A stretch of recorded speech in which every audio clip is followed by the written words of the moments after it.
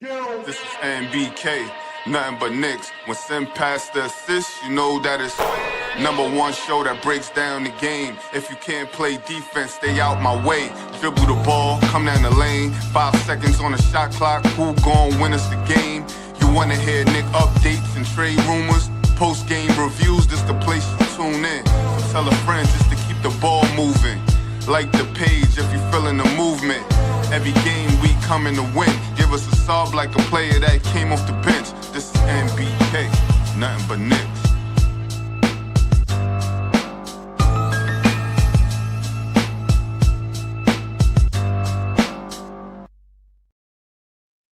My man Tony, what's poppin' with you, brother? How you feeling?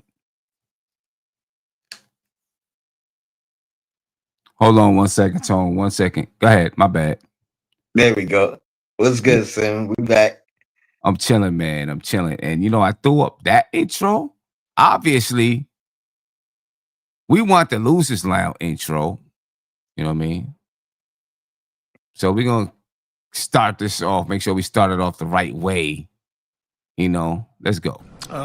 Losing is what got us here. None of us feel good about it. This is, where we are. You are what your record is. You are what has happened, recently. But things can change quickly. Once we.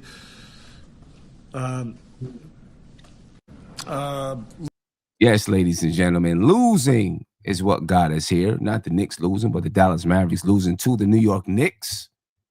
You know what I mean? So on the Losers Lounge, Tony, what's poppin' with you, brother? Said that for the second time, but it's all good. We do it again. That's right, man. It's always comfortable, when you chilling and hanging out in the Losers Lounge. Exactly. And then celebrating the Knicks win. Exactly. Always comfortable, especially when the Knicks win. It always feels good. Last night's game, or I guess now it's 2 nights ago because it's midnight. Well, the game did end at midnight last night, so it was a tight game for the Knicks, man, and we almost blew it. We almost lost that joint. You know what I'm saying? But we found a way to get a win, and I guess that's all that matters right now. We found a way to pull it out. You know what I mean? Good defense by Shaman at the end. Pulled off an offensive foul from Brandon Williams, former Westchester Knick Brandon Williams. We pulled it out. Got the win. Shaman's hitting big shots for the Knicks. He's doing some things for the Knicks, and he's not on a non-guaranteed contract. But if he was on a non-guaranteed contract, they would have said, you know what? We ain't playing no games. Guarantee this man right now. You know what I'm saying? And that's how he's playing. It's a beautiful thing. I'm glad to see it. Glad to see it. But anyway, let's talk about how the Mavs fans feel about their Dallas Mavericks. Because there's, the Mavericks played with no stars last night. Still put up a valiant effort. I can't deny it. They still put up a battle. No stars in sight, but they put up a battle. They fought. You know what I'm saying? Hopefully they prepared this for the Orlando Magic, but they definitely put up a battle last night. Just your thoughts on the Mavericks before we even jump into it. I mean, the game or the team? The team. It still baffles me. You know what I mean? Them moving off of Luka, it still baffles me. Yeah, Them, crazy, yeah. Them not opening up the market to everybody to see what they could truly get back for him, as opposed to dealing with one team and one team only and limiting your return. And this is no knock. I mean, it is what it is with AD, right? If he's healthy, he's great. He's not usually healthy. You know what I mean? Right. But how could you not look throughout the league? How could you not? Or I guess the reports was they called Milwaukee first. You know what I mean, and inquired about Giannis. But there's no way you telling me AD is the second best return you could have actually gotten Yeah. after Giannis. So it's Maybe, that's where I'm at with them. maybe in their mind they felt like he was a fit. You know what I'm saying? Him, Kyrie, and then, putting together a team. And maybe they felt like, okay, yeah, we could try to put together a package for, whatever, but this we feel like is a good fit that might even surprise some people. You know what I'm saying? Obviously, injuries to Kyrie, to Anthony Davis, blah, blah, blah. Because, I mean, that could be, I mean, you got two all NBA players there, and Kyrie and Anthony Davis, if they can stay healthy. You know what I'm saying? Two all NBA caliber players. Um, and then you got a Cooper Flag, and you see how tough they battled us. You put those pieces around those players, if they're healthy, they might be a tough team to beat. You know what I mean? I agree. So maybe that was their If they're mindset. healthy, they're top. They're top. Hmm? Pardon me. I was just saying. I agree. If they're healthy, they're probably a top 4 team in the West. Yeah.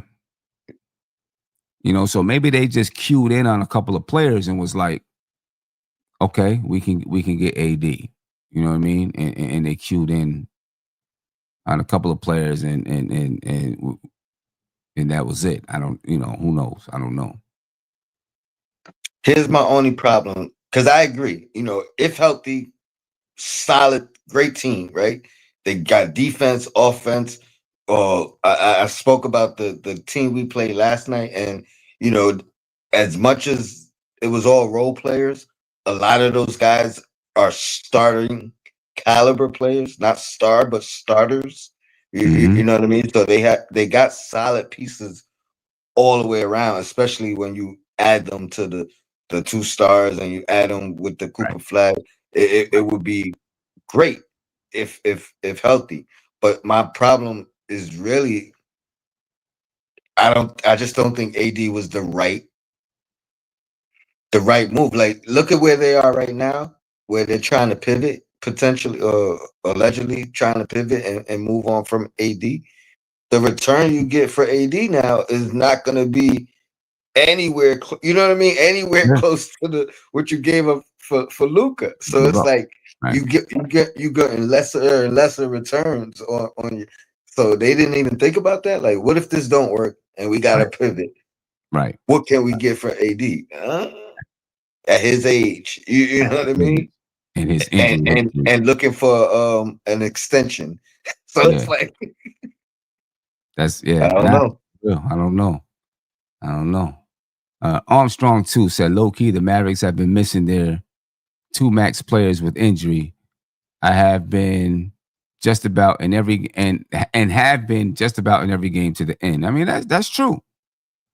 You know what I'm saying? They've been in the games, but they don't have the guys to get them over the hump. You know what I'm saying? Which you would think it would be either AD or Kyrie, but you're not gonna see Kyrie this year. Sean said Kyrie's just as bad as Kawhi. He don't like playing basketball too much. I mean, Kyrie got an ACL injury, so you know what I'm saying, torn ACL. So you're not seeing him this year at all. You know, um, yeah, I don't know. I don't know what the Mavs are doing. And then I seen a report where it said, like, as of right now, I know it's still early in the season, but as of right now, they're closer to getting the number 1 pick in the draft than they are to actually like recovering and getting to the finals. So Mm, it's like that's kind of you know what I mean. Like, if yeah, your organization and this is where you are, and let's say they stay right here where they're closer to lottery than actually winning it all a month from now or 2 months from now. At that point, you start looking at everything different. You know what I mean? You start looking at the future. yeah, yeah. Yeah, I don't know. I mean, they should definitely start looking towards the future because neither Kyrie or AD is going to stay healthy enough for you to win anything with them. You know what I'm saying? In my opinion, they've never truly been. I mean, Sean is right for the most part by saying, you know, he's been kind of injury prone. AD definitely injury prone throughout his career. If those two guys were always healthy, you might be able to put together a championship level team with, with Cooper Flag and the rest of the pieces that they put together. But without them guys ever being healthy, hey, what are you doing? They might as well rebuild. See what you can get. See if you can restock the cabinet a little bit with AD and Kyrie, and then rebuild. You know what I'm saying? I don't know. I'll say this: keep them away from the Knicks, both of them. Just keep them away from the Knicks. You know what I'm saying? We don't need it. I seen somewhere somebody said trade Cat for AD. That'd be crazy business. That would be wild. Why? Cat is healthy. He plays at an all NBA level. You know what I'm saying? We can depend on him to be out there. I mean, he's gonna miss some games or whatever, but you can depend on him to be out there on the floor. You know what I mean? AD, if he something small happens, he sits down wrong on the bench, he might be sitting out. You know what I'm saying? Like, nah, we get AD, they're gonna put him on the same Mitchell Robinson load management program. Exactly. They're gonna be playing opposite games. What on, what off. Right. Yeah. Yeah. You know what I'm saying? And with Kyrie, I mean, since he's been in Dallas, there haven't really been issues or anything like that, that type of stuff. But I don't see where he fits with this team, where he would fit. And then what you got to trade to get him because of salary and all of that stuff, crazy. You know what I'm saying? Crazy. Sean said, no, Davis says the center and Cat at the power forward would be. Okay, I can understand what you're saying there. That in theory, that's great. In theory, that's great, right? They both can shoot the three. You know what I'm saying? They both can pass, rebound. Like, in theory, that's great. But what do you got to give up to get Anthony Davis?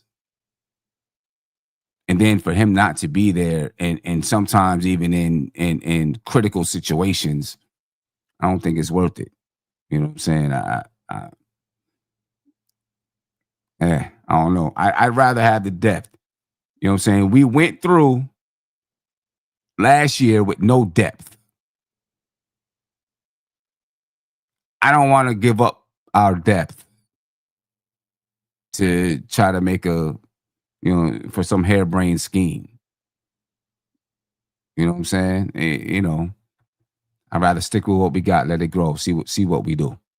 I mean, we're not even playing well, and we're 9-5. We're not even really playing well. What happens when we really start clicking and playing well? You know what I mean? So I'm cool on that. I'm cool on that. Yeah, not under these circumstances. I'm not for it. Not at his salary. You know what I mean? Get him as a free agent where you could get a bargain or something. You know what I mean? Get him on a buyout. That changes everything. But $50 million, I'm good on that. 30. What is he? 33. 33 years old, and can opt out or not opt out, but is eligible for extension. You know what I mean? Like, yeah. I don't know. Yeah. Dennis the Hoss said trade D'Lo tonight. His stock will never be higher. D'Lo was killing the other night. Killing. You know what I'm saying? The best I've seen him play in a while. I don't watch him all the time, but the best I've seen him play in a while. It's crazy. D'Lo was, a lot of people thought he was going to be one of your next, really, really, really dynamic guards in the league. He turned out to be good, but not like that dynamic of a guard. I know at one time I wanted the Knicks to draft him. We both wanted him. I wanted the Knicks to draft him, and I wanted him to come with Julius Randle. Exactly. Instead of Kyrie and AD, we were talking about D'Angelo Russell and Julius Randle, which still might have been nice back then. Because D'Angelo Russell had been, he was playing with the Nets, right? And, he ended up getting traded for KD and all of that. But back then, when you look at it, D'Lo and Randle, with what happened with Randle, how the player he turned out to be, I'm saying that would have been pretty nice. Now, I don't know what D'Lo makes, but if the Mavs start doing a fire sale, you know what I mean? Now we're not talking about starting D'Lo and having him in that second unit. I mean, we kind of don't really need him right now, but you know what I mean? Like true point guard, relationship with Cat, you know what I mean? Like, yeah, which is probably had some extra motivation against us last night or 2 nights ago, playing against this guy Cat. Yeah. How much does D'Lo make? I'm not sure, but it is. I would think like the 17 million range. Yeah, because he would be a nice guard off the bench for this team. He'd be a really nice guard off the bench. Another lefty point guard coming in. You know what I mean? That would, yeah, he would be. And you could imagine if Kyrie was there and D'Lo backing up Kyrie, like that would have been a tough guard tandem. 1-2 punch. You know what I mean? But obviously, it is what it is now. Jaunty Gecko said, "Send Clay and his boat to the Bermuda Triangle." Not happy with Clay. Send him to New York. He'd be a nice shooter off the bench. I don't know what he's making, but he'd be a nice shooter off the bench for the Knicks. He making more than D'Lo. I'll tell you that much. D'Lo makes $6 million. Oh, see? Are you serious? See? Well, how much does Yabusele make? 3 point something, I think. 3 point something. Man, find somebody to package. Find one of these any of the bench dudes to package and bring D'Lo to New York. That's a nice. That would be nice. You know what I'm saying? Honestly, the only reason I don't, because I think I wouldn't do it. I think we would have to move Deuce, right? Yeah. Well, Sean said Yabo makes the same. 6 million? No. I don't know if he makes him. I don't know. Now, how about this though? How much does Klay Thompson make? 25, I'm gonna guess. For real? 4 for 100, I think he signed. He signed 3 years, $50 million. Oh, 3 for 50. Oof. So 3 years, $50 million. That's like $16.6 million a year. Because if there was a way we could package some players and bring him in, to replace Yabusele, that would work. You know what I mean? That would definitely work. He can't play. He's not going to be the defender. You know what I'm saying? But to replace the shooting that we thought we were going to get with Yabusele, Clay's going to bring that. He can shoot the ball. We know that. You know what I'm saying? I would do that all day. Yeah, I know he's kicking himself in the. We already give up the most threes. Might as well make it historical. I mean, or might as well. This is something we talked about in the beginning of the season, right? Do we just go all in and just focus really on the offense and make this team so much of an offensive threat that you can't beat us? You know what I'm saying? Um, I mean, Yabusele's not really doing anything defensively anyway. He ain't doing nothing great defensively, and he's not adding to the offense barely. He's not really adding the rebounding. So you might as well bring in a shooter if you could. You know what I mean?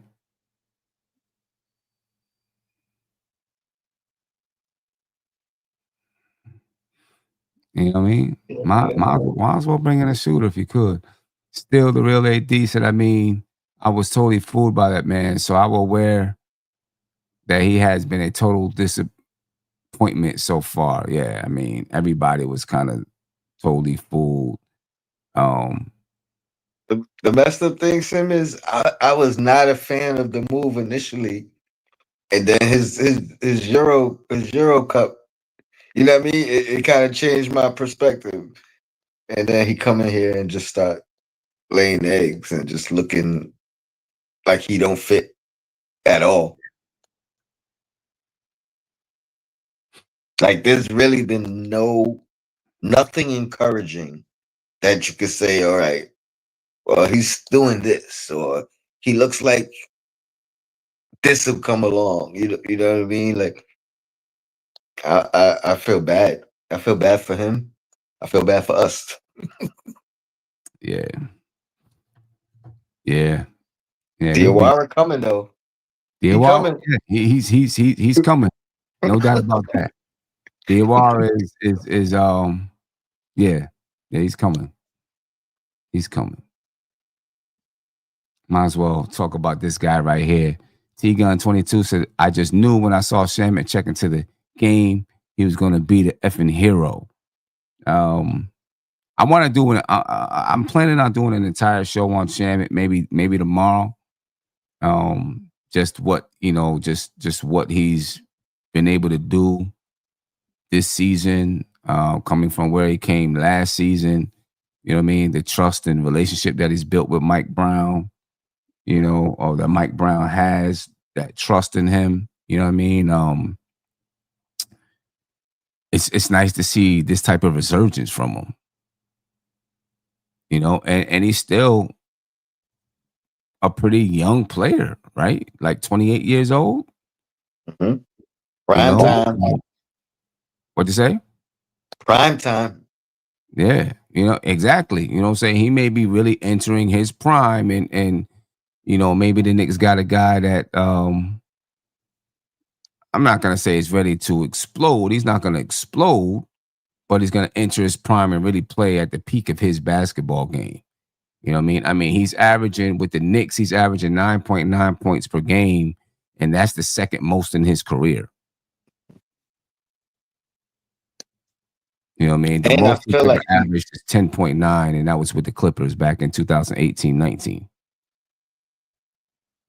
and you talk about the trust that is very visible and notable from Mike Brown, but I also feel like he gradually garnered it. You know what I'm saying? Like you look at the preseason, you know what I mean, with the non-guaranteed and the thought of him being behind Malcolm Brogdon in the the pecking order, or if we couldn't open up the second spot, and even the playing time in preseason wasn't, you know what I mean, like it was kind of iffy. You could see he wasn't a sure thing, but by the end of the preseason and then going into the season, you know what I mean, you could see how much more confident Mike Brown was in of him, and then his work ethic to kind of earn his spot here is shown from, you know what I mean, you gotta give him kudos. He did it last year, you know what I mean, and then had to do it again. Right, had to do it again.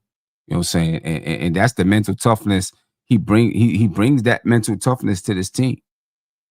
You know what I'm saying? Because of where he's, almost out the league. You know what I mean? And now he's starting games for a championship level team.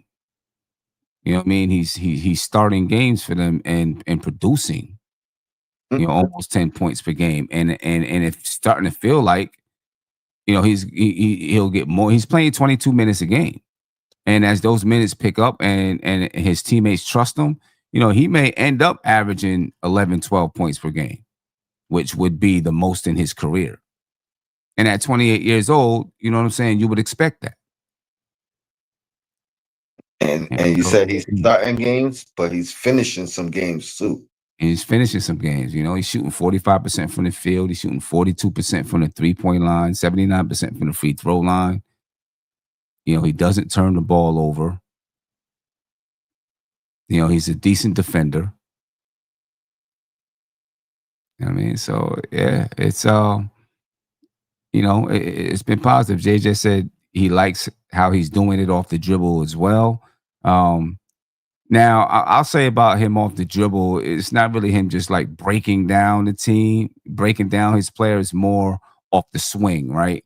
Ball, boom, boom, boom, and then he catches it and he strikes. Either way, he's finding ways to get to the basket in that regard. So yeah, big shout out to Landry Shamet, man. I really do. I'm really impressed by him. Really impressed by him. Still, the real AD said I like him. Where his minutes are now, we don't need to overexpose Shamet. I don't know if it has to do with overexposing though. If he starts to really continue to play at a high level, it's almost a no-brainer that he's going to play more minutes if he's producing. You know what I'm saying? And if he continues to produce in those minutes, if he plays 28 minutes in a game and he's still producing at the same level, then the coach is going to be like, oh, keep him playing then because he's producing. How could you not? How could you not? It's like he's not a lockdown defender, but the effort is so notable, right? Like he's not stopping everybody or you know what I mean, you're not putting him on the best guy. But it don't matter who he's guarding, who he's defending. The effort is consistent. You know what I mean? And that's all you could ever ask. Well, that's the first thing you want from somebody playing defense. It's just effort first, right? Right. And that is a constant with him. It doesn't change. Yeah, exactly. You know what I mean? East Blue Juice said if Mike Brown doesn't take out Deuce for Shamet last night, we lose. There you go. We lose. Maybe. You know what I'm saying? I mean, he definitely knocked down a big three, the three that gave us that gave us the lead for good, and then made a defensive play in the end. So, you know what I mean? I'm not gonna. I ain't trying to diss Deuce though, because Deuce didn't hit the big shot the other night for us to win. But he was, he gave us 25 points to put us in position to be able to win. You know what I mean? So, Deuce is having a nice season so far, in my opinion. I know people are like he's too up and down or whatever, but remember he's a young role player. You know what I mean? I'm not expecting Deuce to be a superstar or nothing like that. He's a young role player. He's shooting 37% from the 3-point line, only 39% from the field. He's an excellent defender. He's playing 24 minutes a game. He's giving you 10 points per game. If he gets his field goal percentage up a little bit, he'll be giving you 13, 14 points per game. But right now, he's averaging the most he's ever averaged in his young career. So, and he's only 25 years old. I like Deuce, man. I'm a big Deuce fan. I'm a Deuce fan. Sean said he's the most inconsistent guy on the team. I mean, what about Yabusele? I guess he's consistently not good. Exactly. I'll say this about Deuce. His defense is consistent. What'd you say? Yeah, his defense is consistent, and his hustle is consistent. You know what I mean? Still, the real AD says, Sim, if you start playing him more than 28 minutes per game or whatever he's playing, that means he's going to start cutting into Clarkson and Deuce's minutes. Do you really want that? He's an okay, I guess you're going to say player. He's playing 22 minutes per game. What I was saying is, if he continues to play at the level he's playing, he might get, sometimes it's going to happen without thinking, without even, you're not pondering, do I get this guy more minutes? It's the game needs him. The game needs him out there, so he plays. You know what I mean? And if that means, if these other guys' minutes are getting cut, it means that they're not producing, and they're putting Shamit in the game because he is producing, and they're not producing. So whose fault is that? That's the player's fault, not the coach or Shamit. The coach is going to play the guys that are producing. You know what I'm saying? And if we're playing in games and these guys aren't getting it done, he's like, let's get Shamit out there because he's getting it done. Mm-hmm. Like, that's just the consequences of playing in my thought process. You know what I mean? And to your point, Sim, the game will dictate it, right? So, like you said, the game needs him. If the game says it needs him, that's when his minutes come in, and like the 22 minutes is an increase from you know what I mean, what he was getting. Right. So it's because the game needed him. You know what I mean? Like, it doesn't have to be, oh, his minutes are 28 per game now. No, I think he can play 28 minutes when he needs to. When he's out there producing. Another night it might be Clarkson. Another night it might be Deuce. Another, like, that's the beauty of our roster. You know what I mean? We got guys that could play the 28 tonight. Yeah. You know? Yeah, Anyway, there's a lot to talk about with AD. With AD, with Shamit. Because I love what he's doing right now. Still, the real AD said, I love this argument because all of a sudden Mike Brown is going to turn into Tibbs. He's going to start giving all the minutes to certain guys. That's going to happen naturally, especially as the season goes on and certain guys are producing and other guys ain't. You already seen them cut down the rotation, right? And naturally, you're gonna play the guys that are getting it done. Right now, we got about 9 guys that are getting it done. You know what I'm saying? And the 9 guys that are getting it done, to me, are consistently going to get it done. So I'm not really worried about that. You know what I mean? And guess what, AD? Every coach in the NBA gives all the minutes to certain guys. So Mike Brown won't be doing it any different than anyone else, in my opinion. He gives all the men. They give all the minutes to certain players because they trust those players. You know what I mean? I just want to win. So play the guys that's going to get you the wins. You know what I mean? But let's get back to what these guys think about. What the Mavericks fans think about the Mavericks players. We'll come back and start talking about the New York Knicks, man. Oh, let me see. Let's Get Active said, we lead the league in moral victories. Well, when you don't got your star players there, that's what's going to happen. You know what I'm saying? If for a young team without their star players, maybe it makes sense. It's okay to rely on moral victories because you're young. You know what I mean? And you're young and you're growing. So I think it's okay to be a team that gets a lot of moral victories. What do you think about that, Tony? I the only reason I disagree, as far as what you're saying, because I don't know, I wouldn't necessarily consider them a young team, right? They got the young Cooper Flag. You know what I mean? I think they got the other kid they drafted a few years back, Hardy. You know what I mean? But the rest of these guys, this team was assembled to win, right? And I think they were assembled with not old players, but vets. You know what I mean? You got the PJ Washingtons, who, by the way, we shut him down last night. the Gaffords, you know what I mean? Like Okay, the they got some new vets.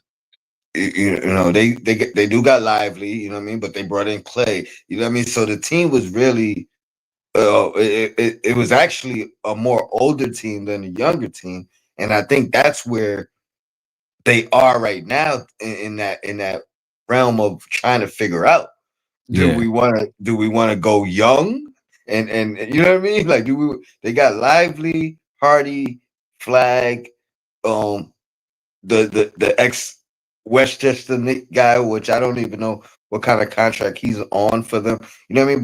But overall, I think they're more older than younger, and that I think they got to make a decision on pivoting and going in one direction more than the other.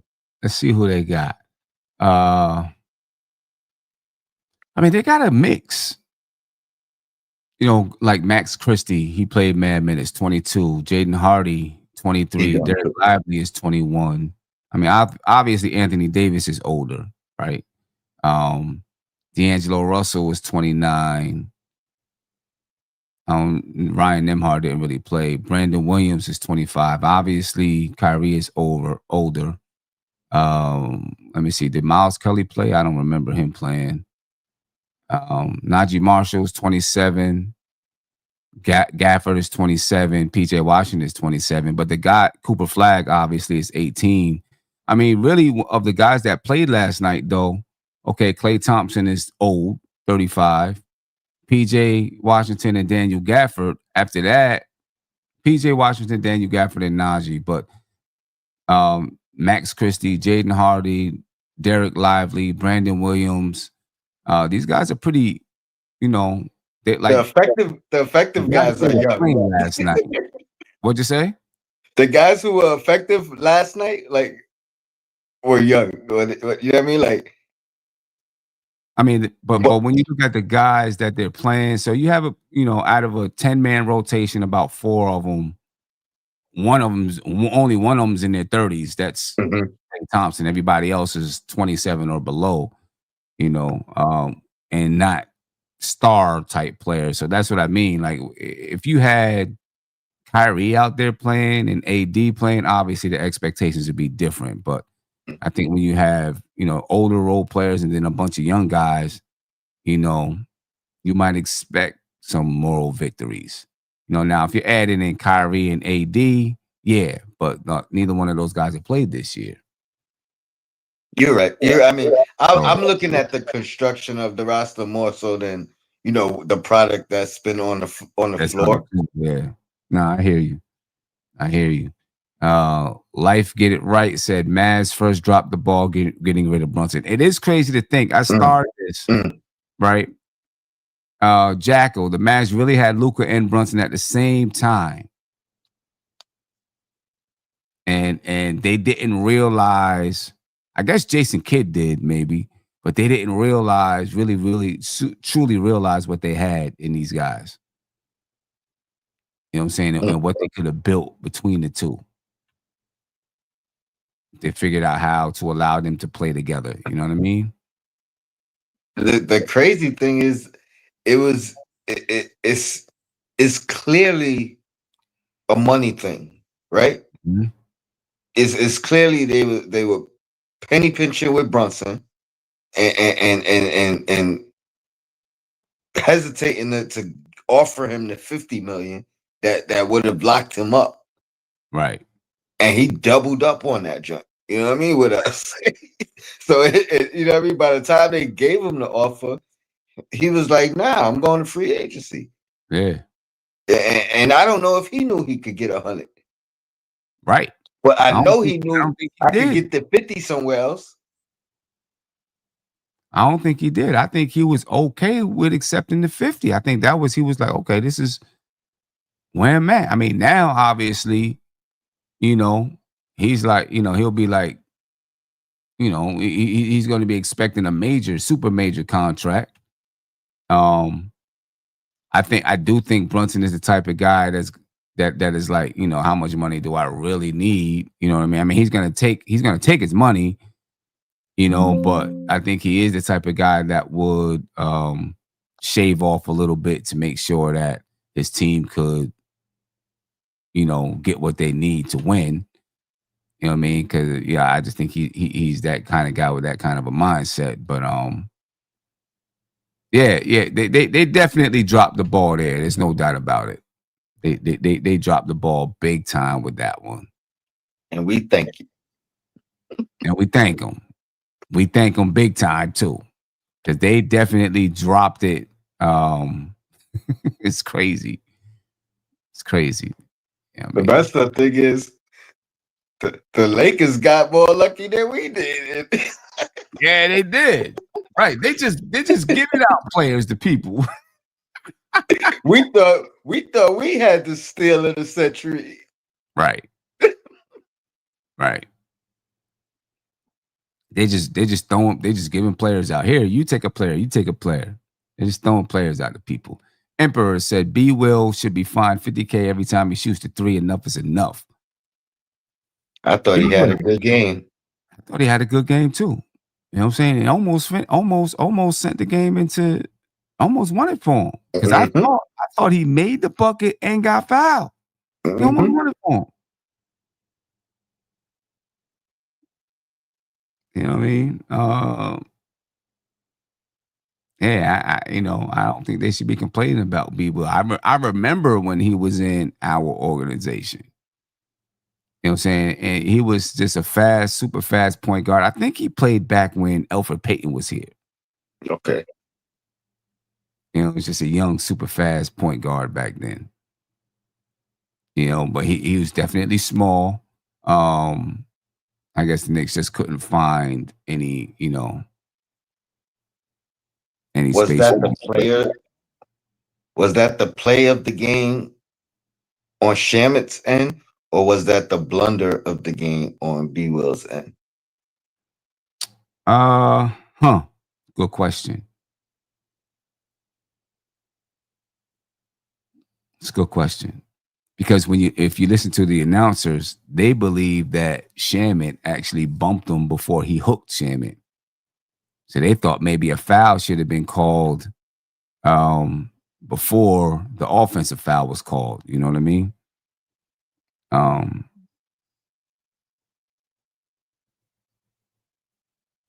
If they call the foul on Shamit, but the offensive foul occurs afterwards,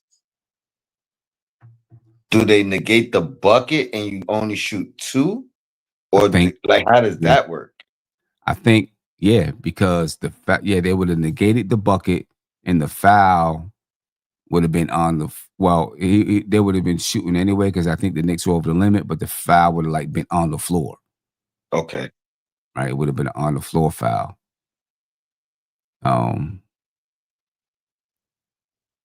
Roman the Chosen said it was the blunder of the refs to ruin a game we didn't deserve to win. Okay. I guess I get it. I wouldn't, and for me personally, be for Brandon Williams, like he hooked him in that situation. I'm doing whatever I can to try to score the ball, even if it ends up being an offensive foul or whatever it is. I'm trying to get the bucket to win. You know what I'm saying? So even if I get that ball, because we're losing anyway. So whatever I got to do to try to get that bucket, I'm trying to, unless it's like something like it's just me at the rim and then I travel or some shit, then, of course. But I got a defender on me. He's playing me tight. The only way I'm going to get around him is if I hook him. So I might as well hook him, because if I don't hook him, I ain't getting to the bucket. You know what I'm saying? So I definitely get that part. You do whatever you got to do at that, in that point in time to try to win the game. You know what I mean? And I thought for a second that he won it for him. You know what I mean? Or at least got to the, got fouled and got to the line. I was like, oh, damn. Just our luck. And what if we would have lost that game? How would you? I agree. In real time, it didn't feel like we played that game. Like again, I said it on your show. It felt like both teams were trying to figure out how to lose the game. Yeah. Right. You know what I mean? Like, Right. and for us to be playing the non-stars and non, go-to guys, and it was it wasn't a fun watch. You know what I mean? I'm glad we got the victory, but it was a tough watch. Yeah. I would have I don't know. I would have been pretty upset if we ended up losing that game. I would have been I would have been mad. I think I would have been mad and more concerned about the mentality of the team. And so I guess my question is, should we still be concerned about it though? Because Mm-hmm. Brandon Williams could have won the game right there. It was the referee who made a decision on which call he was going to make. Still could have won it. So should we still be concerned about the mentality of the team on the road? Is it just early season woes, early season learning lessons? Should we still have some concern there because we easily could have lost that basketball game to a group of role players?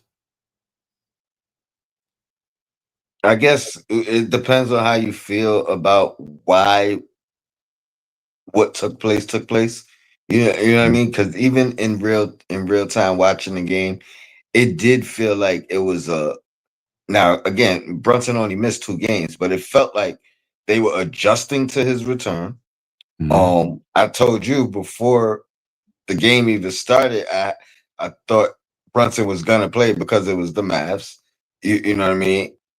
And I'm not saying Brunson, you know, manhand or took over the game in a bad way, like. But I know he had some extra. You know what I mean? I want to stick it to the Mavs and have a good game against my old team. So I just think I'm glad we got away with the victory, because had we lost, you know what I mean, it would have definitely been a more intense conversation about the concerns. But Mm-hmm. we've been saying it all year. If we're learning while we're winning, that's a good thing, right? As opposed to the opposite. So maybe they take something away from this. Like I said on your show, though, we wouldn't have won this game playing like that against Orlando. You know what I mean? Like we wouldn't have won that game playing a better team. Yeah. And it was us. It was all self-inflicted. Like the free Yeah. throws missed. I Yeah. mean, 16 you said we missed? 16. We missed 16 free throws. You missed 16 free throws in a game, you don't deserve to win. Yeah. You missed free throws down the stretch. You know what I mean? You don't deserve to win. You don't Didn't deserve Shamit one. miss 2? Shamit missed 2. Shamit, Brunson missed 1. yeah. Down the stretch, I'm talking Shamit, about. yeah. Shamit missed 2. He missed 2. Yeah, he Yeah, missed both of them. Yeah, he missed yeah. both of them. Yeah. I was shocked too. I was like, damn, Shamit's missing free throws. What are we doing? Yeah. No, Cat was missing them all game. I think he was 91% going into the game. I think he missed like 4 free throws. Yeah. But Yeah. again, when you learning while you're winning, that's always better than the opposite. Yeah, no doubt. And I got a call on the line. I almost forgot that I got a call on the line. Caller, you're live. Name me where you're from, please. Still the real AD. Hey D, what's good, baby? How Out you of New doing, York, man? baby. I'm chilling, baby. I'm You chilling. done forgot about a brother, Sam. What'd you say? Oh, now I almost forgot about you, bro. I did. I almost forgot about you. And Roman the Chosen, yes, we're taking calls, baby. We are. I almost forgot, man. But Roman the Chosen reminded me though. I was like, damn, I got somebody. My bad, bro. My bad. That's all right. Salute to the chat. What's going on, fellas? It's not often I get to come on and talk Mavs. But I heard something a little earlier, this about maybe like 2 minutes prior, where someone said something about Dallas missing Brunson and so forth. I'm like, how easily do we forget that Dallas went to the finals without Brunson? How easily do we forget that? This is not them not having Brunson thing. You know, this is them. Ownership is doing a turn. You know, the general manager got up and out of there. What, Monday? Mm-hmm. Was it Monday or was it Friday? They got rid of him. Right. I don't remember the exact. It might have. I'm not sure, but I know the tweet came out, but it said he's gonna be fired at 10 a.m. which is crazy. He was up and out of there. So, you know, they I think last night was the first time I saw them since game one when they played against Wemby. They just look mismatched to me. They look mismatched to me. They had a lot of, I heard talk of, Dallas could be a dark run. I'm like, you don't even know when Kyrie's coming back. Yeah. Davis is always injured. He's what, 33? 33, yeah. Cooper Cup is what, 19? 18, I think. 18? That's not a marriage. You know what I mean? That's not a marriage. Davis doesn't have time to mentor Cooper Cup. You see what I'm saying? So Dallas is in a total mismatch situation. Yeah. You know, and them re-signing Jay Kidd, I'm sure Kidd is like, this is not going to work because we need to pour into the young guy.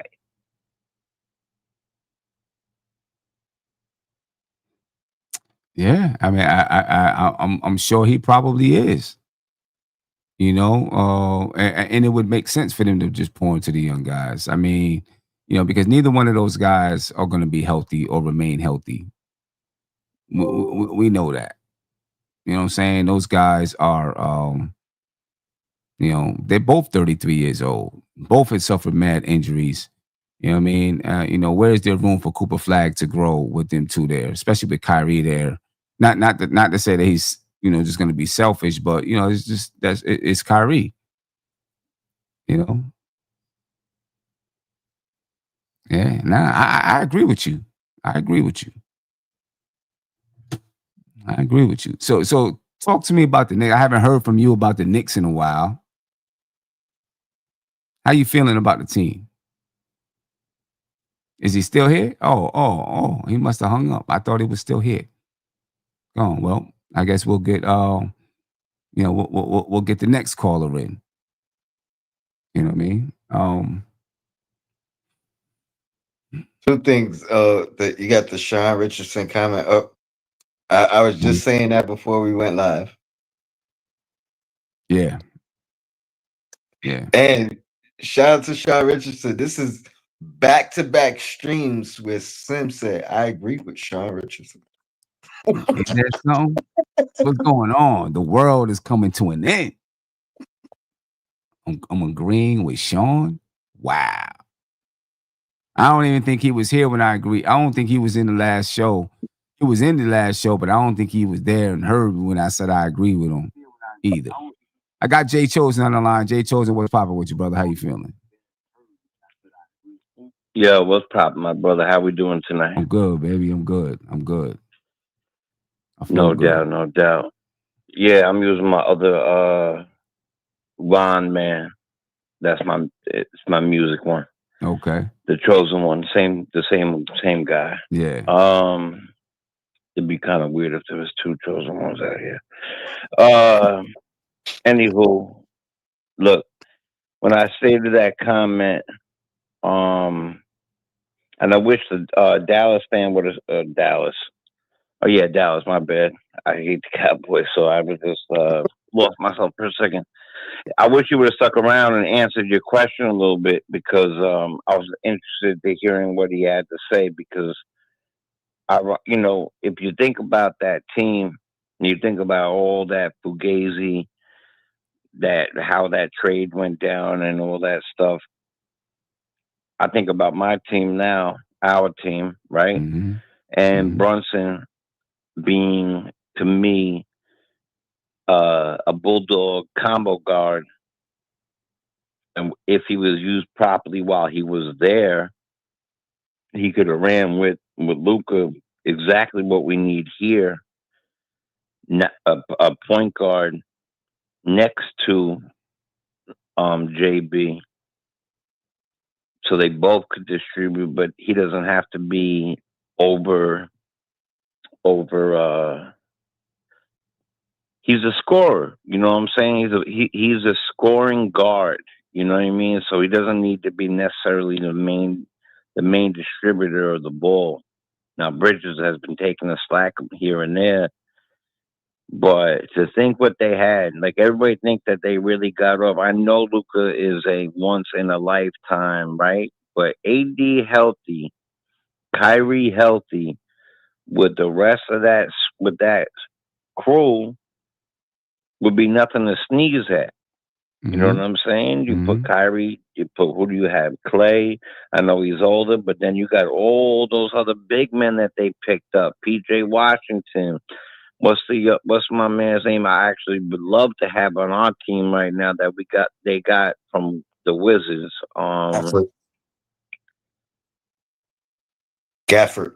What's his name? Gafford. Yeah, Daniel Gafford would be a great addition to our team right now. Mm-hmm. We're missing players like that. Yeah. Those strong. I know he's a little shorter than we think he is, but no, Gafford isn't. PJ is. I think Gafford's like 6'10". Yeah, 6'10", 6'9". But yeah, he might, that'd be perfect. Yeah, we need some tough be. bruiser type of guys. That's the one reason I like that one center that we have that what's his name? I can't think of his name. Or maybe he got waived, but he was kind of two-way guy. Huh?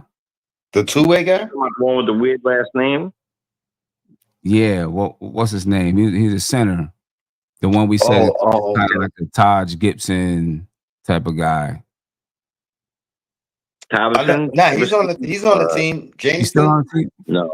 Jemison, yeah. Oh yeah, he still is on the team. Yeah, Jemison. Yeah, he's on the two-way. I always put a team. I do it all the time, but it's Jemison. Yeah, not Jemison.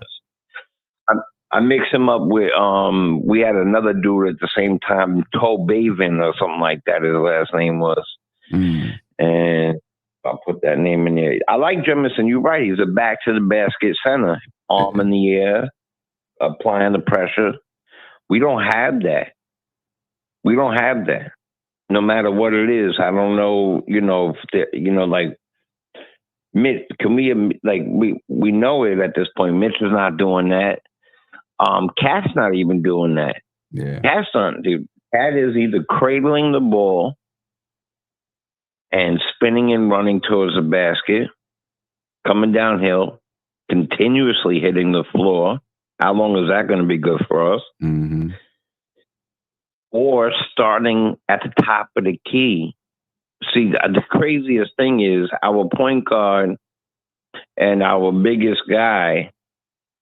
It's like a movie. They're in reverse bodies. JB played like a big man with a handle. And Cat played like a little man who's 7 feet tall. To shoot the three, could, run inside a little bit. You take away some of those rebounds, that's his game. Can't take it away. You can't dismiss that.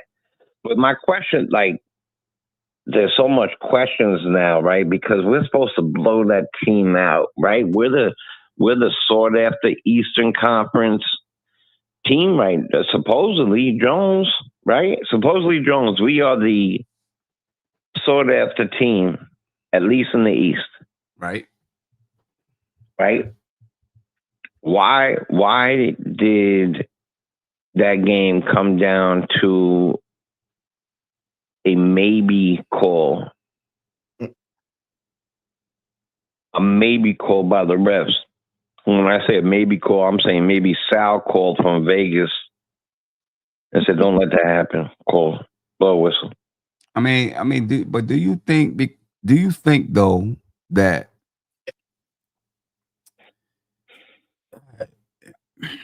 it's about the team? Like this is a new team. They got to figure out how to win together, right? They got to figure out how to win. They gotta, the chemistry has to build. It's not all gonna happen overnight. They're still 9-5 while they're figuring these Yep. things out, right? It's not all just gonna happen like that. You know what I mean? Yep. I feel like this gives us, when you look at it right now, okay, let's say we were playing our best and we were 9-5. We might be looking like, okay, we're playing our best basketball and we're 9-5, middle of the pack in the Eastern Conference. It might not get much better than this, but we're not even close to playing our best basketball and we're 9-5. What happens when we are playing our best basketball? Right. Right. That's kind of how I'm seeing it right now. Pardon me, brother. Okay, my bad. I also think that the fact that we were winless on the road played a large part to do with how we played in that game. Like I think some of those doubts, some of that, it started to get into their head. Like, all right, how are we gonna lose this one? You know what I mean? We haven't won a road game yet, so I think that contributed to how tough it was for us to pull it out. Unfortunately, that's not a good sign. But you know what I mean? Like I think that's probably why we missed some free throws down the stretch. Like it was all, you know what I mean? It was all mental at that point. But we overcame it. You know what I mean? We got that monkey off our back. You know what I mean? Let's see how we perform our next road game. We on a road trip, so let's, you know what I mean? Let's see if we could build from that. But I do think, there was some added pressure with us not having won a game yet on the road, and they punched us in the mouth. They fought. You know what I mean? Like, and they probably thought this was gonna be an easy one. No, that's facts. That's facts. They definitely fought. You ever see somebody that we all grew up somewhere that, after school, somebody saw somebody and we would be like, damn, he mad bigger than him. And all of a sudden, he, bang, boop, bop, boop, bop, bop. The little guy got him knocked out. We got to pull the little guy off of him. He's killing him. Yeah, I think that's what happened to us yesterday. We took him as little guys. We took him as that little guy who couldn't boop, bop, boop, bop. And all of a sudden, you're right. We got punched in the mouth and we got saved, in my opinion. Now, the fact is, let's go to another thing. We have to come to grips with that. We are going to play 5 versus 8 on a regular basis. And that is something that is a fact. I mean, if you look at each game that we played, you could go look at our losses too. So it is true. We are 9-5, and the losses that we had were against teams. I believe every one of those teams are above 500 right now. They some of them are good. I know one is Miami, right? Another one was the Bulls. They might not be they're still above 500. So Orlando, but we have to get. I really believe bigger, faster, and we have to get faster, bigger now. And I mean, look, yes, we're the team to beat, but are we? Yes, and it does take time. I'm not a sky is falling guy. I'm definitely not a we suck guy. No, we're not a terrible team. We're a very, very good team that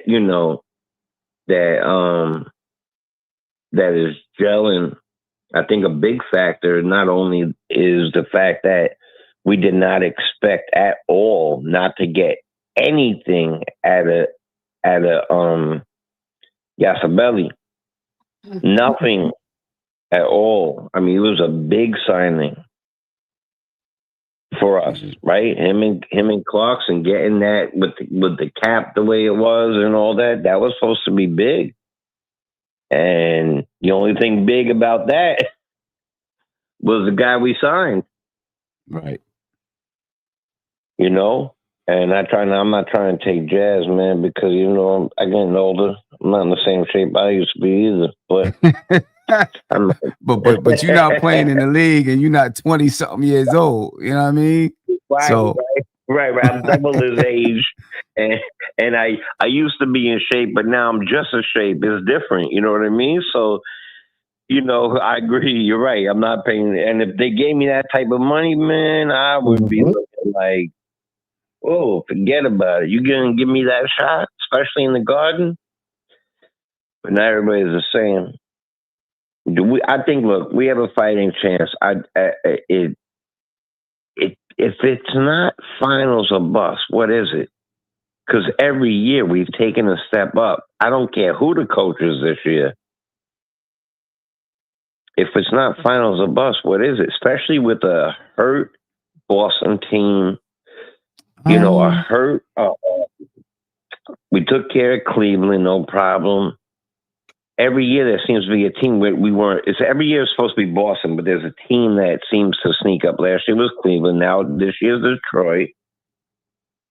You don't think Detroit's a problem for us right now? I think Detroit is a major problem. I mean, they're what, 13-2, 14-2? I think they're a major problem. But for me, it's not finals or bust. Finals or bust. Facts.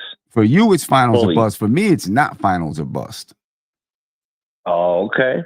Yeah, for me, why? Okay. All right. So look, why not? The reason why it's not finals or bust for me is because, we just transitioned from one style of play to another. Added a few pieces to the team. I think there's got to be some growth there. I think if, let's say, Mike Brown was our coach for the last 4 years, right, and we just added, Jordan Clarkson and Yabusele, all right, then you know what I'm saying? I think you would look and say, yep, finals or bust. You just added a couple of pieces. To me, though, we going through an entirely new transition to, this coach has got to get to know the players inside and out. The players got to get to know the coach. You got to get to know the system and figure out how we play inside the system. There's only going to be a few teams where you bring everybody together and they're automatically in the championship. In my opinion, when we look at teams that have won championships over the past few for a while, it's been teams that's been together. You know what I'm saying? Teams that have played some years together, and I'm talking coach, players, etc. So I think it takes time. Now, for me, it's definitely Eastern Conference Finals or bust. But I'm giving it at least another year before I say it's finals or bust, because I want this team to grow into what they're supposed to be. And I know we look at the East and we say, we're supposed to be able to take out everybody in the East, but it's some tough teams. It's some tough teams out there. Detroit is one of them. Cleveland is a tough team. You know what I mean? And we got to make it through those guys. I'm not saying we can't, but they're tough. We got our work cut out for us with some of these teams. Absolutely. I'm listening. Everything you're saying, I also agree with. Look, one of my main mottos is two things could be right at the same time, right? And to even lengthen that point, 10 things could be right at the same time, depending on the view of it and the real facts of it, the foundation of it. So what you're saying is it's got wheels to it. You know what I'm saying? It's definitely, there's something to it.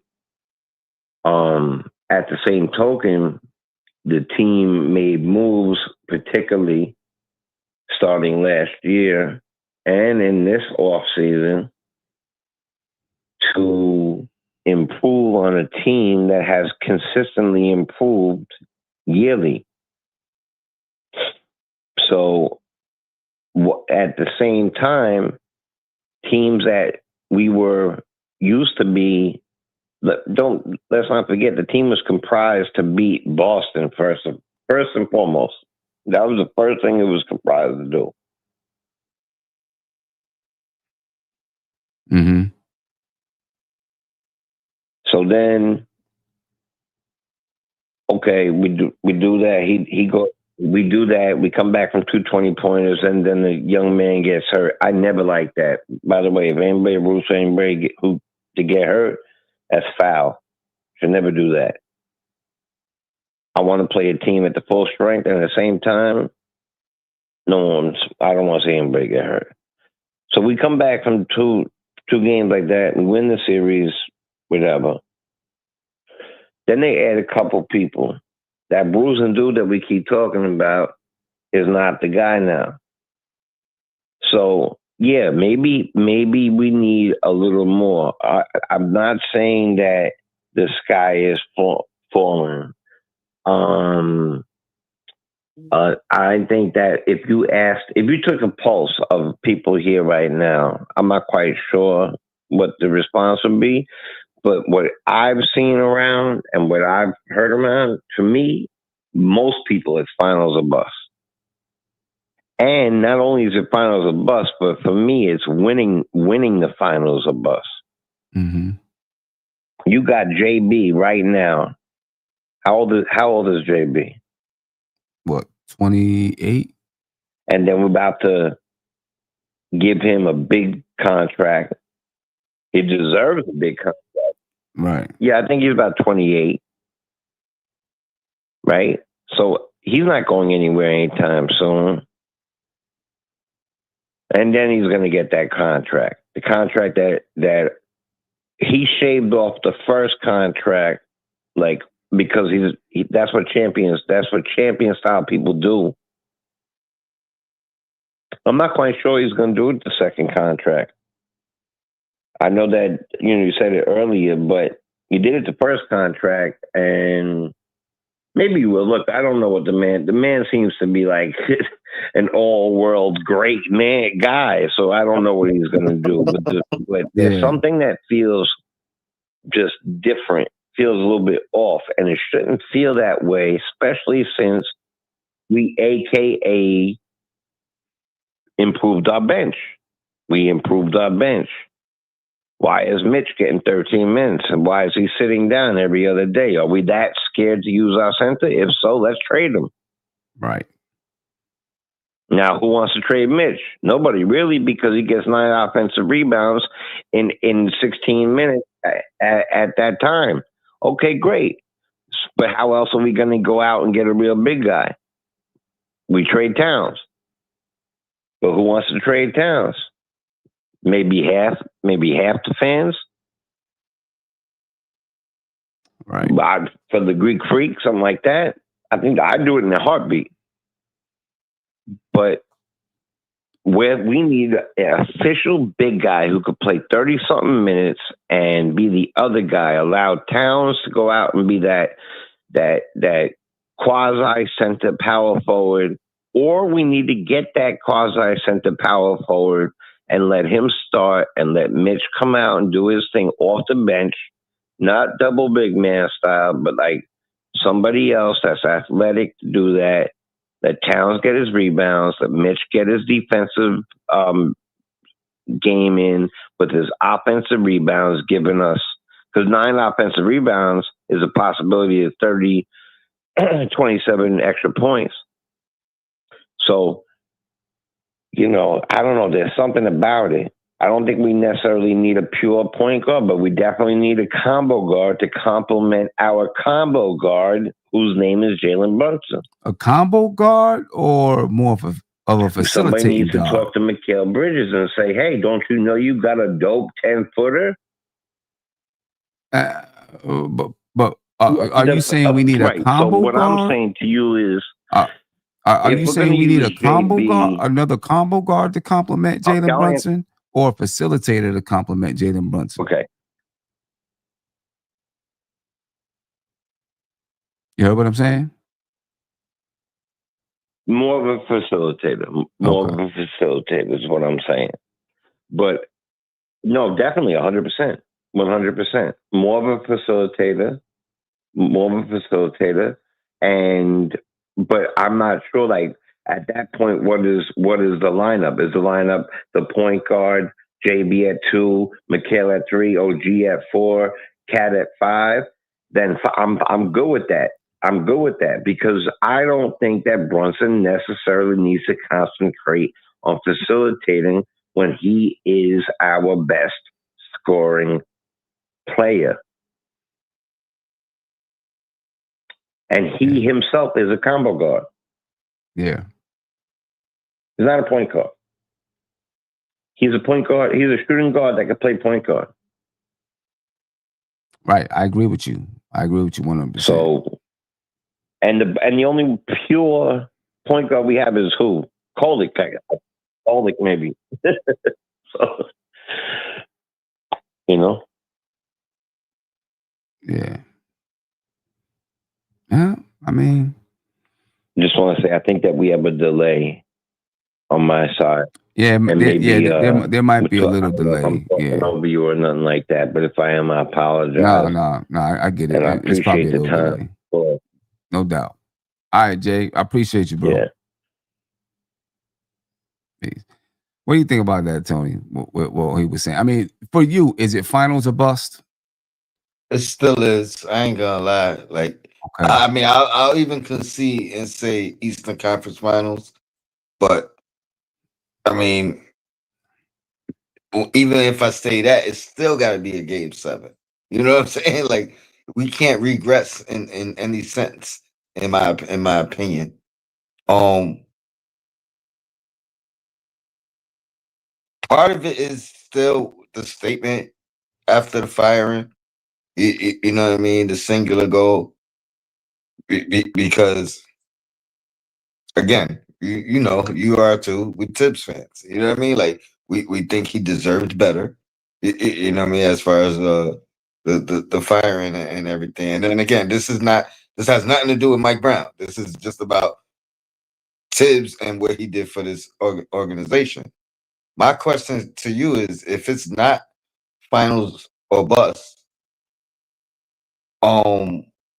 would it be if Tibbs was here and they gave him the upgraded? I think so. I think if Tibbs was Okay. here, it would be finals or bust. Okay, that's fair You know then. what I mean? If they gave him the upgraded bench, and he was here, I think that no question it would be finals or bust. That's fair then. That I get what you're saying then. You know what I mean? Because you're giving Mike Brown a grace period with Yeah. what you said from the very beginning. You know what I mean? Yeah. So shout out to you on that. And I get that. Mhm. And again, I'm gonna just say, I feel the way I feel based off of the statement that the front office put out. Yeah. You know what I mean? Because I said it didn't matter who was hired. This is before we had a coach.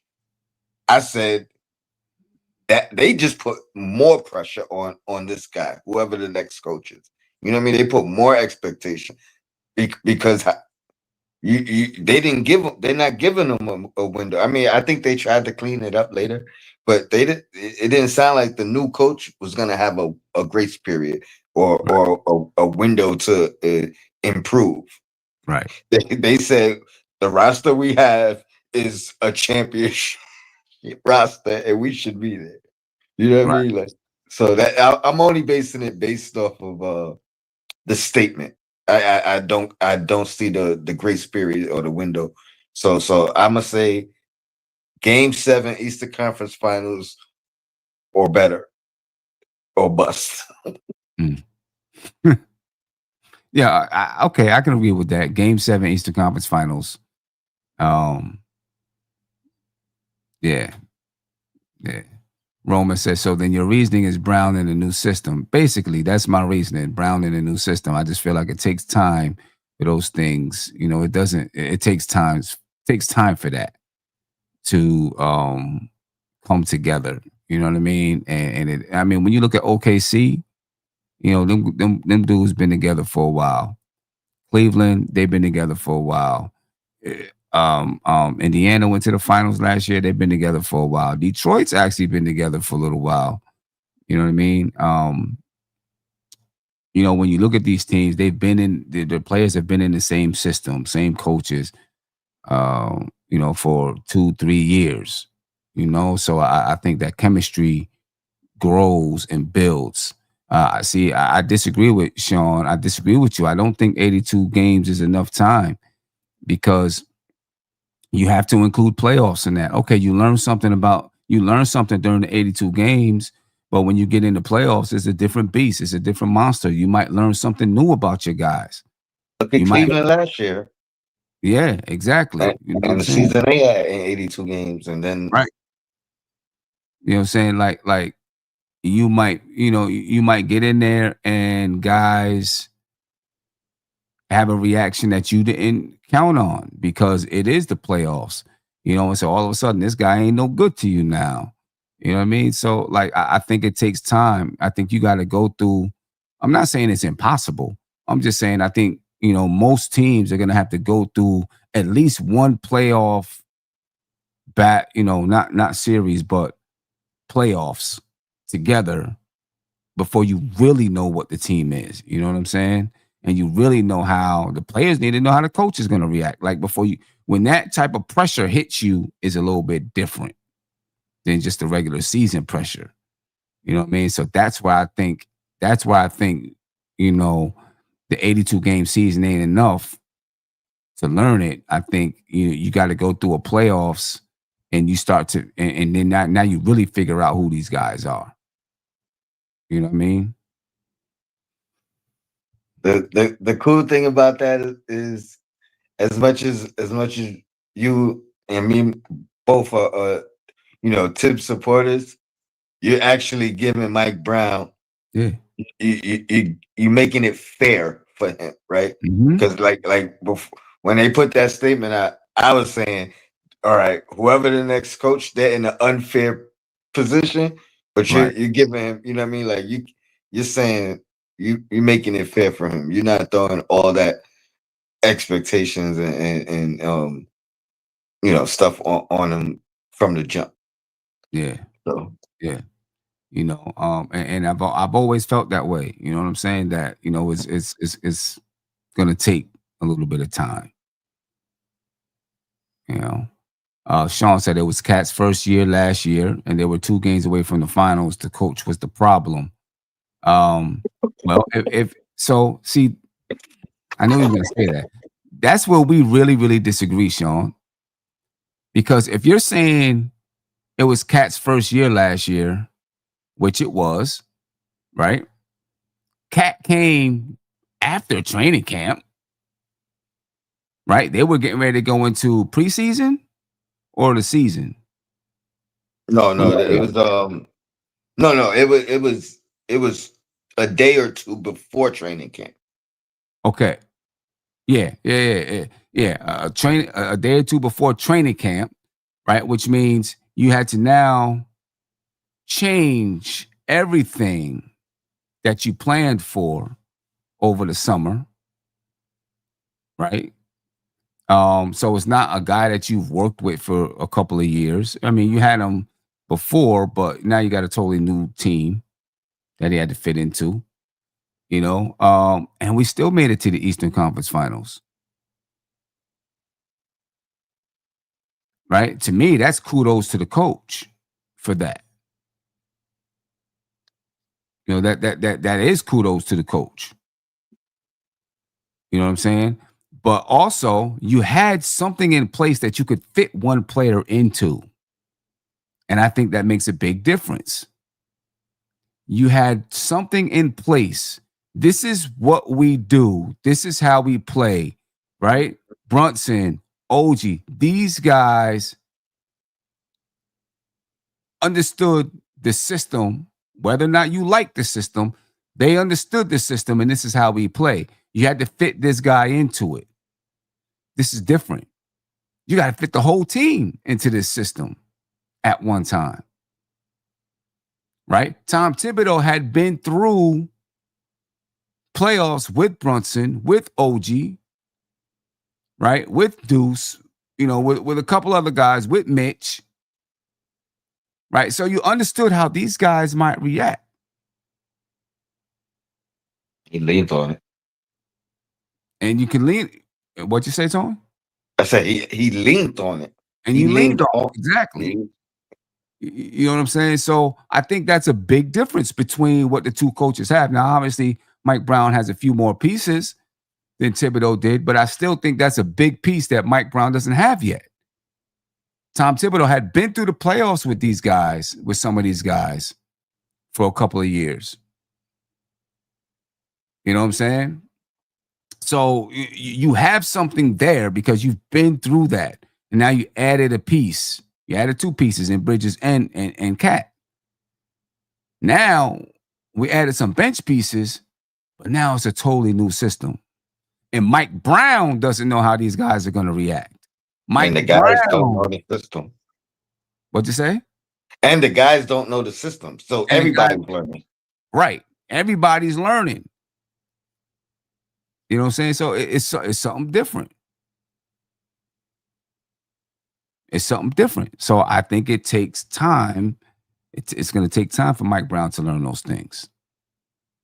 You know what I'm saying? You said the team won in spite of Thibodeau. I'll go to my grave saying that. I disagree. That's craziness. That's crazy business. They didn't win this in spite of Thibodeau.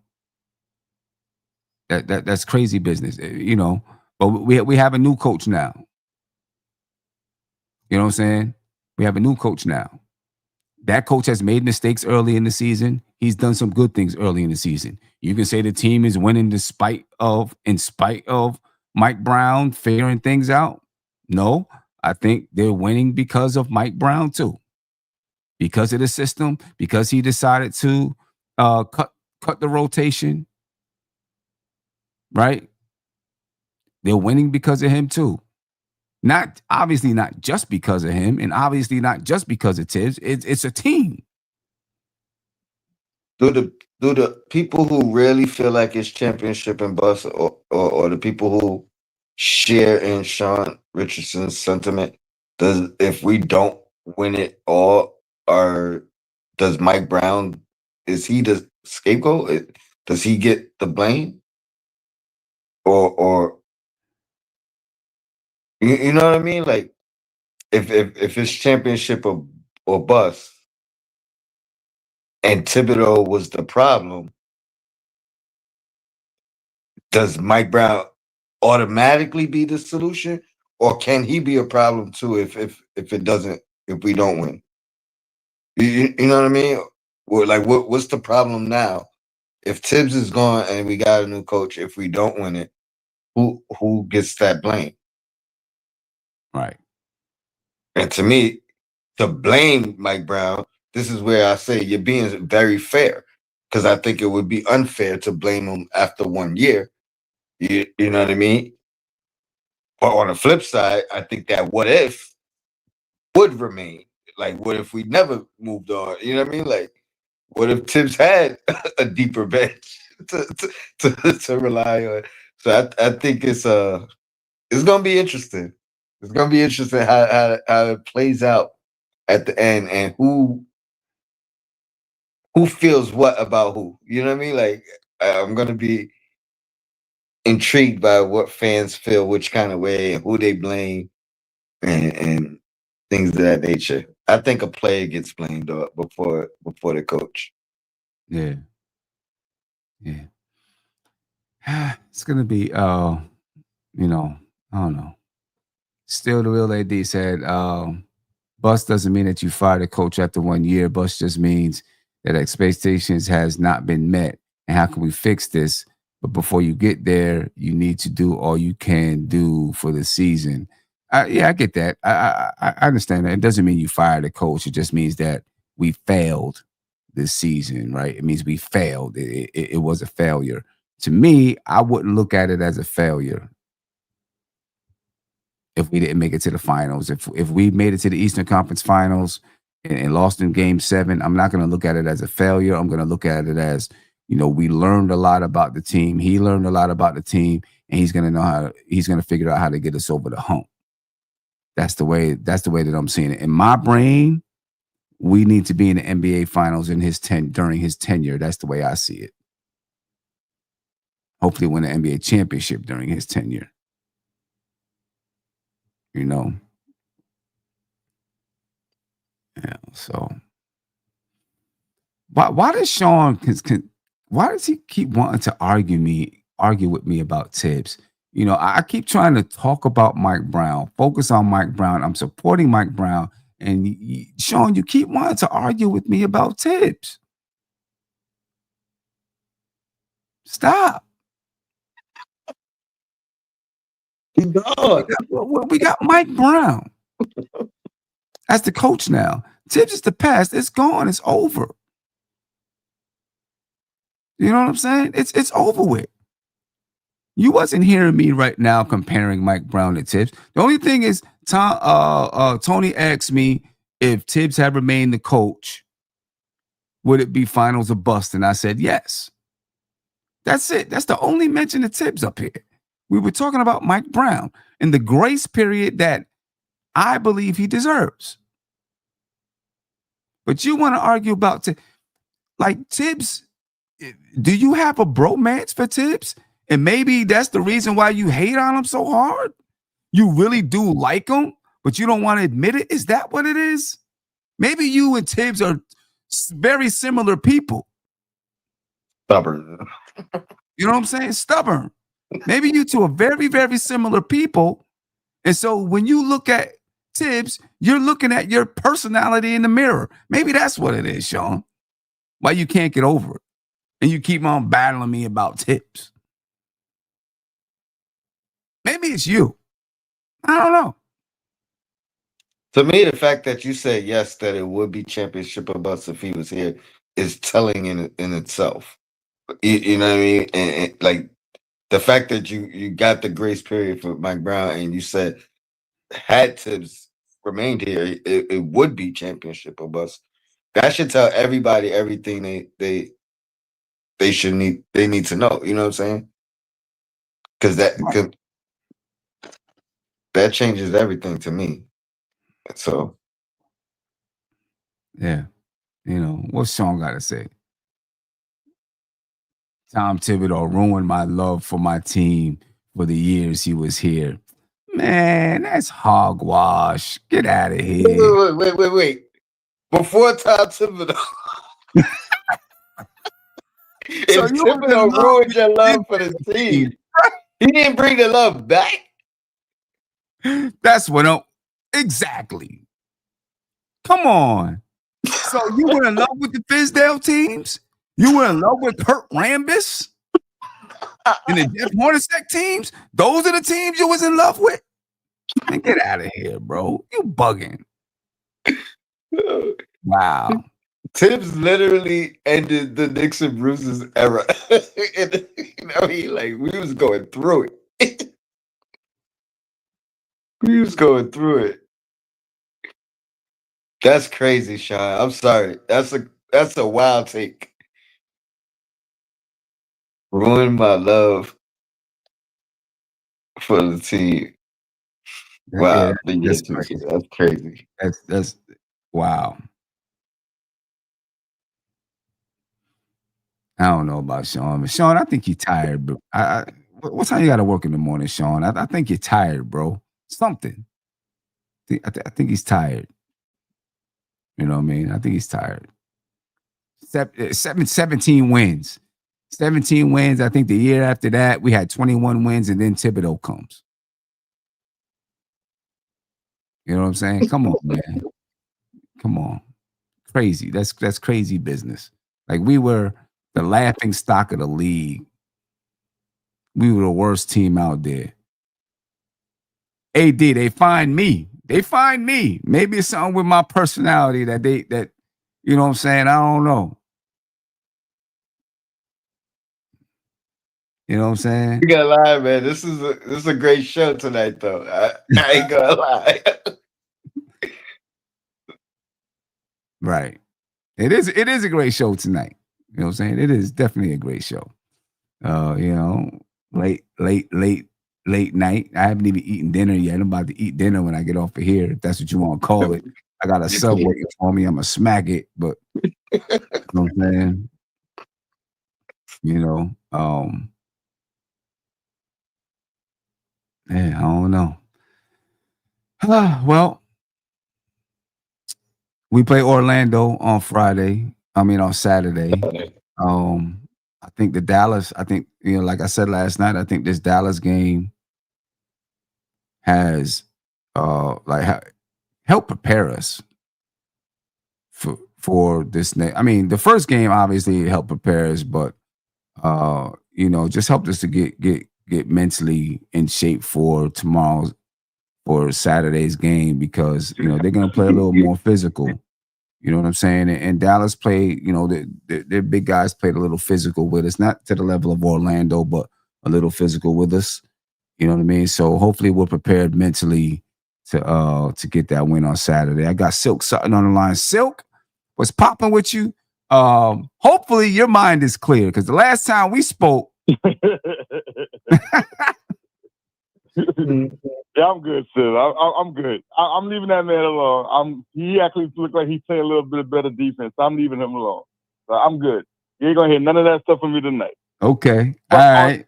But on that concept, I heard Uncle Freezy, and he heard somebody say, I'm gonna get your thoughts on you and Tony, that Yabu might have gotten injured, not injured enough that it's like surgery kind of stuff, but after the summer tournament, he might have gotten some kind of injury. And then he might have shut it down, a.k.a. AD, and that's why he came in much heavier than what he did when he was in the tournament. If that is the case, are you still seeing him in the same light? Oh, say that again. I didn't hear all of it. Okay, after the Uncle Freezy says he heard it from somebody else, and he thought about it, and he said it might have kind of made sense to him that Yabu might, on the quiet tip, got injured after the summer tournament he played. And since he was coming to a new team, he wanted to come in healthy. He might have just shut it down. Tried no working out, no nothing, just try to get the injury healed. And he gained the weight by doing that, like AD did after he got his injury over the summer. And he came in heavy. So if that's the case, are you giving him a little bit more slack than what we're giving him now? I mean, if he suffered an injury, then yeah, I give him some slack.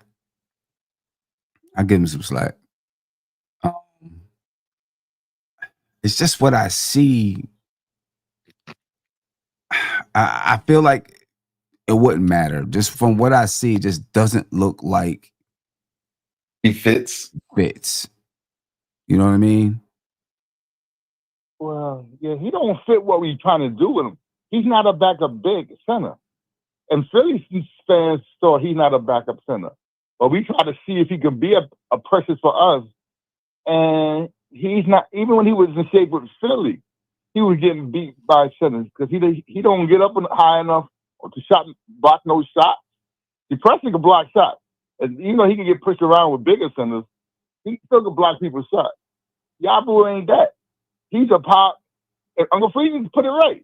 He's a big 3-4 guy. He's an oversized 3-4 guy. He can play the 4 and some 3. But he's just really a little bit too heavy and slow to play 3s. But that's who he really is. He's not no 5. But we try to fit him into a square in a wild hole, and he looked bad at it. I don't think when he gets in shape, he's still not going to be able to play backup 5. So if Huck Party's on the bench, is in the doghouse, we don't have a backup 5. I mean, I think, my bad. I think Huck Party is better suited as a backup 5 or third string 5, whatever. And I think DOR is more suited better suited as our three. Like I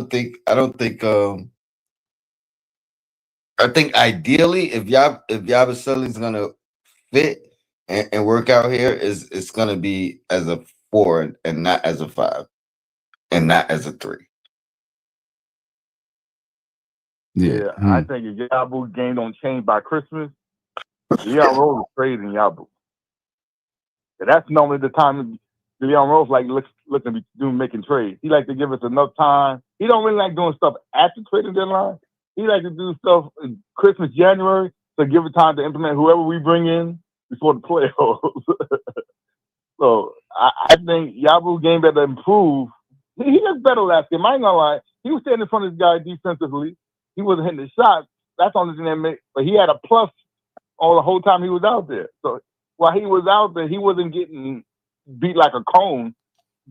But and his whole his whole game got to get better because we got him as a shooter and a guy who drives it and dunks on people, and we ain't seen none of that. Mm. So, well, you know, like I said, I'm gonna leave that man alone. The stuff I'm gonna say this: I don't that. see him coming down dunking on people because he can barely get off the floor. But you remember last year in Philly, people would come out and chase him off the 3-point line because he was hitting them, and he drive and dunk on them. Now, maybe he caught a couple, but what I'm saying right now, this man can barely dunk. It feels like. Yeah, I know. But when he gets a running start, he can dunk. Okay. But like I said, he ain't giving us none of that this year. No. And again, he ain't getting as many shots as he got with Philly. So maybe that's the reason why he don't look as good. Yeah. I don't know. I just don't see it working for him, man. I don't see it working. Yeah, I don't. Unless it changes, unless he automatically a light switch goes off by December, and he start hitting 3 or 4 threes a game. Yeah, I don't see him staying here with us. I don't see it happening. I don't see it happening at all. But the D-Lo conversation I was having earlier, I don't know. D-Lo rubs, like I'm hearing in Dallas, the players don't like his practice habits, and they said D-Lo rubbing them the wrong way. And that's not our culture. Everybody we bring in work hard. I know he's skilled, but it seems like D-Lo, wherever he goes, Lakers now, Dallas, his teammates don't like him. I think he was like in Brooklyn. I think his thing right now is the same thing as Clay. The situation he thought he was coming to is not the situation he's in. Right. Like I don't think he thought Cooper Flag was gonna be starting at the point guard. You know what I mean? Like so right off the back, he's probably like, wait, Kyrie's out and y'all starting the rookie at a point position and I'm right here. Right. You know what I mean? Like, what's going on? Yeah. Yeah. It's true. And I came in late on you guys. I don't know if y'all brought this up. But now all people are talking about, can we get LaMelo Ball? Hell no, I don't want LaMelo Ball on my team. And he makes too much money. See, he never played. He don't hardly play no 50. He only played, I don't think he made 50 games in 3 years. Playing. He has work ankles than Curry had when he first started his career, and they ain't gotten better. As good as he is, I don't think LaMelo Ball's a winning ball player. So I would not, it sounds good, Brunson and LaMelo Ball playing together, but nah. He almost make like, 40, 50 million out of the year, that since he signed? How many people got to get up to get him in here? Let LaMelo Ball go somewhere, Charlotte. I mean, let him go to Sacramento. If Houston want to make a whole bunch of trades to go put him over there, maybe Udoka could get him to play right. I don't want LaMelo Ball in New York. Thoughts? I mean, listen, I'm not trading for LaMelo Ball. What we need are role players that complement the guys that we already have. You know what I mean? That's what this team is role players that complement the guys that we already have. We don't need another a big shakeup like that changes everything. You know what I mean? It just changes everything. So I don't think we need that. And don't look now, Sam, but Orlando look like they got it together. So we might have a fight, a true fight on our hands on Saturday. Say that again. It seems like Orlando Magic got their game together right now. They've been winning. So Yeah. it looks like we're gonna have a true fight on Saturday. Yeah, we're gonna have a battle. There's no doubt about that. So We're definitely gonna have a battle. And I'm liking he's trying to put my boy Mo in there, even though it's like 1 or 2 minutes a game. I don't know why he took him out so fast last game. He looked like he had a plus numbers while he was in there. I guess he's just trying to ease them in 2 minutes, 3 minutes, 5 minutes each game. What y'all think about the Raptors? In that game. Huh? What y'all think about the Raptors? I told you they was my sleeper team. Like, I think before as long as they stay healthy. What they won, like 9 in a row, 9 out of 10 or something? They've won 5 in a row. I think 9 out of their last 10. They're 10-5, and they're 9-1 in the last 10. Yeah. Yeah, but one thing, I think Scotty Barnes is a strange cat, throwing kisses at people, then dunking on them. Come on, man. What you doing? I mean, the Scotty pickup Barnes of Brandon Ingram, obviously, you know what I'm saying, is big. You know, he's 28 years old. He's Brandon Ingram. You know what I'm saying? So that's huge for him. You know, they've managed to put together a nice roster. You know, I mean, you got RJ, Quickly, Scotty Barnes, Brandon Ingram. That's a decent 4 guys right there to really start rocking with, and all of them are 28 and under. And they're not an ideal matchup for us either. I know we haven't played them yet, and you know, time will tell. But as far as like the type of teams that give us trouble with the length at multiple all positions, that's them right there. You know what I mean? So like they're built in that same mold of the Orlandos and some of them teams that are just tall and give us problems. Yeah. Yeah, definitely without OG, we ain't gonna match up with them at all. See, their whole thing is, I don't know what it is about Toronto. When people go to Toronto or players that play with Toronto, they be on the injury list more than they be on playing games. So they got to stay healthy because for whatever reason, RJ wasn't an injury-prone player. He go there, he been injured a lot. Quickly wasn't an injury-prone player with us. He go there, he been injured a lot. So I don't know what it is with the Toronto Water, but they can't stay healthy. They stay healthy. They're a good team. Toronto women, not Water. Women. Yeah. I mean, they're 10-5, man. They've beaten some decent teams too. They beat Cleveland twice. Yeah. They beat Milwaukee. I think they beat Atlanta.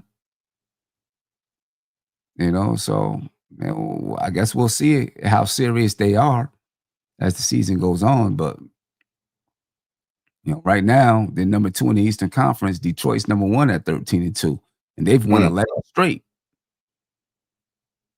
But let me ask you a question: has Detroit played anybody in the West Coast yet? Has what? I think they eating on us in the East. Have they played anybody in the West? Toronto? No, Detroit. Let me see. Now he's talking about Detroit though. Oh, you said Detroit. Yeah.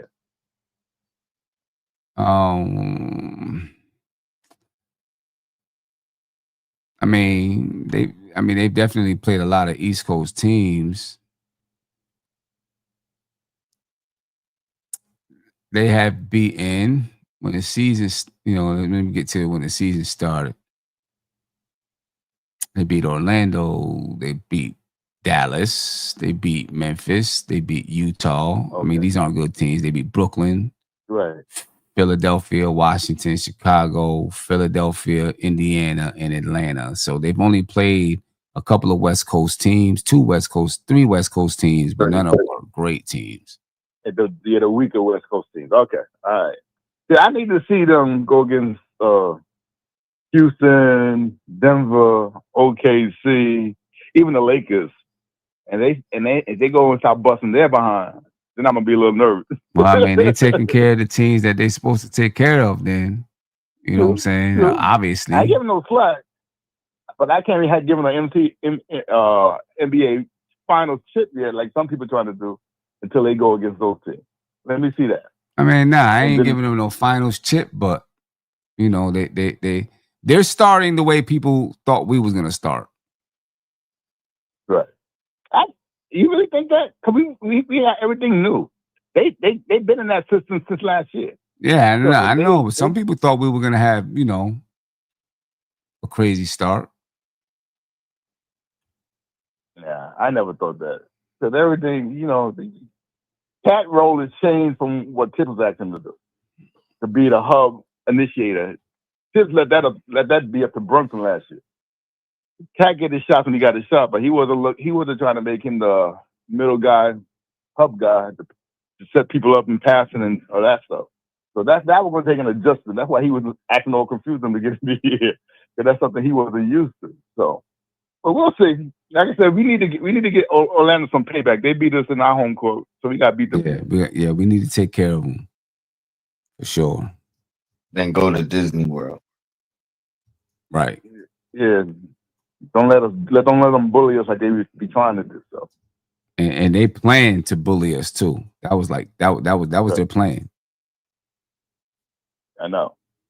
So we gotta see. All right, fellas, I know it's late. All right, so yeah, it's definitely late, and we're going on 2 hours. You know what I'm saying? I'm definitely ready to grab some eat. I'm ready to eat. Me too, bro. I'm in the mug. All I had was a couple bowls of cereal today. You know what I mean? Ready to eat. I hear ya. I'll catch you on the next one. Appreciate you, bro. Peace. Yeah, Tony, I think I'm gonna go ahead and head up out of here. I would love to stay on all night. You know, we gotta get one of these 24-hour streams in. We gotta schedule with everybody and get one of them 24-hour streams in.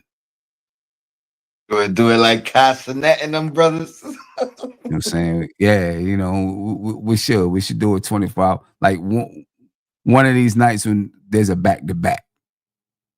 Okay. Maybe a Saturday and a Sunday, or days that we don't have to work and just knock off a 24-hour stream. All right. You know what I'm saying? You know, we get like five, six. We need 6 of us at least. And so that we can, we can take breaks if we need to or whatever. And somebody, take over. We have a bunch of topics to talk about. We call the game during the game. We talk about the game after the game, and just knock that joint off. Just throw a losers lounge in there. You know what I mean? Losers lounge in there. All of that. You know what I'm saying? Come back, break down the game, like all of that. That'd be fire. It's a 24-hour stream. You know what I'm saying? Nick goes. 24-hour stream. Maybe we get Sean up here to join the stream. You know what I'm saying? We get D Public Enemy on here to join it. Yeah, I guess what we would do is we could open put the link, chat. we could open the link up. We could put the link in and open it up for people to join us live on camera, but they got to be on camera. You know what I'm saying? We make sure the sound is good, you know what I mean? So that way we have a rolling group of people. I like it. And that might be fire. We might have to do that, joint. My man Sean said, go get something to eat because I'm the only man in the city who don't think his finals are bust. So it's the food. It's the food. He said you hangry. Right. Yeah. So, all right. Well, I'm gonna get up out of here, Tony. I appreciate it, man. And I'm probably gonna jump on tomorrow because I really do want to talk about Shaman and break some things down with Shaman. So sometime tomorrow I'm gonna jump on. I don't know what time. I'm gonna go. If it's late night, I'll be available. Yeah. All right. I'm gonna go check out this De La Soul album. I heard the Nas verse on there. It's crazy. So I'm gonna go check out the De La Soul album, see what's going on. No doubt. Eat. Check out the De La Soul album and eat. Yeah, ladies and gentlemen, we appreciate your time. We are up out of here. Peace. This is MBK, nothing but Knicks. When Sim passed the assist, you know that it's #1 show that breaks down the game. If you can't play defense, stay out my way. Dribble the ball, come down the lane. 5 seconds on the shot clock, who gon' win us the game? You wanna hear Nick updates and trade rumors? Post-game reviews, this the place you tune in. So tell a friend just to keep the ball moving. Like the page if you feeling the movement. Every game we coming to win. Give us a sub like a player that came off the bench. This is